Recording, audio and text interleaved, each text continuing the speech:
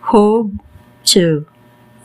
Usa ni ana kaadlaw sa dihang ang mga langit nung binuhat miadto na usab sa Ginoo. Miadto usab si Satanas. Ang Ginoo miingon kang Satanas, diin ka man gikan? Mitubag si Satanas, nagsuroy-suroy sa kalibutan. Ug ang Ginoo miingon kang Satanas, nakamatkod ka ba sa akong sulugoon nga si Job?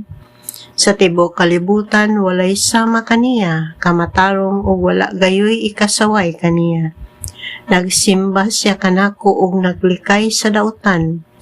Gihangyo mo ako nga tugutan ka sa pagpaantos kaniya sa wala lamay kapasikaran, apan nagmasinungtanon gihapon si Job.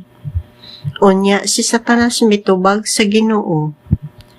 Panit sa panit, walay dili ihatag sa tao aron pagluwas sa iyang kinabuhi. Apan pahamtangig sakit ang iyang lawas o balikason kagayod niya. Ug ang Ginoo miingon kang Satanas, itugyan ko siya kanimo apan ayaw lamang siyag patya.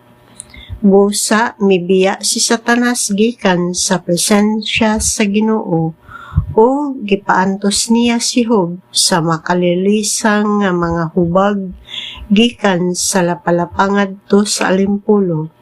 Unya milingkod si Job diha sa mga abo ug mikuha og tipak sa kulon aron ikagis sa iyang mga samad.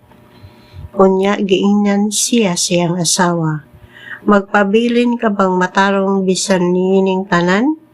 Balikasa ang Diyos o kamatay.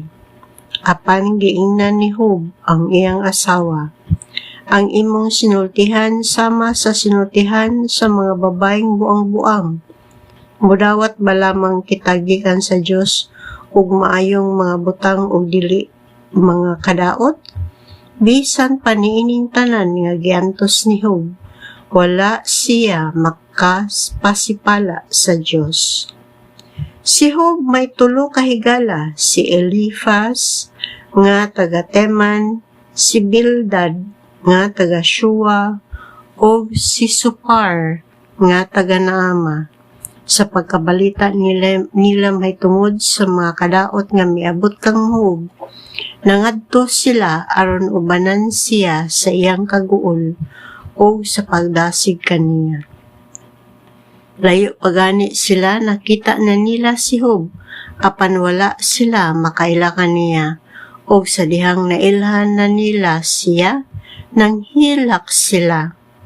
O unya gigisi nila ang ilang bisti o gibutangag abo ang ilang ulo tungod sa kasubo. O nanglingkod sila sa yuta uban kaniya, sulod sa 7 kadlaw o 7 kagabi. Wala sila'y tingog-tingog kay nakit-an nila Manila nga hilabihan gayud ang pag-antos ni Job.